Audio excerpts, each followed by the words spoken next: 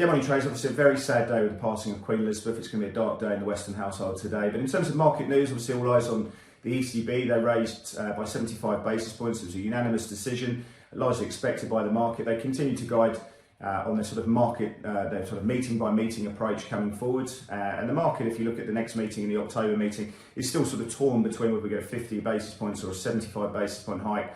December, it's sort of around 50, and then we sort of come down to a 25 basis point hike in the February meeting, and then after that we go on a pause. And that's kind of consistent with the idea that they continue to front load rate hikes and they go on a pausing situation. And I think part of that can be explained why we did see a move lower in euro dollar. We saw it trade 100.20 down to 99.31. I think the fact that they're continuing to reinvest their proceeds of PEP until 2024 may have caused a bit of weakening in euro as well. And the fact that we've seen such dour growth outlooks at that time as well is why we've seen euro dollar trade lower when German bunds skyrocketed up. We've actually seen 2-year bunds trade up 23 basis points there. But we have seen some of those shorts cover the euro position, and we sort of traded into parity, and we sort of just hobbled along in that late US session. We also saw Jerome Powell speaking.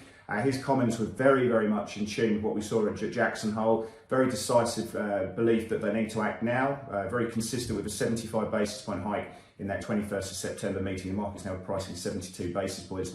Now, we have seen US Treasury yields moving up on a nominal basis all across the curve, pretty much in sympathy with what we've seen in the European bond market as well. And that's continued to put pressure on the upside in the US dollar. Certainly the US dollar is looking good against the NOK, the Aussie and the Kiwi. In other parts of the FX markets, the Swiss francs worked really well on the day. Look at this chart of the Swiss franc against the Japanese yen. It's in beast mode.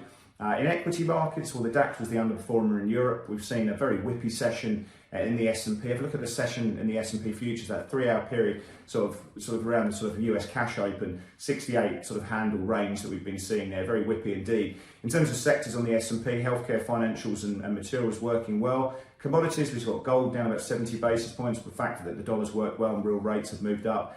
Crude's up about 1%, copper's up 3.5%, and all in all, we're expecting a fairly flat open for the Asian market today.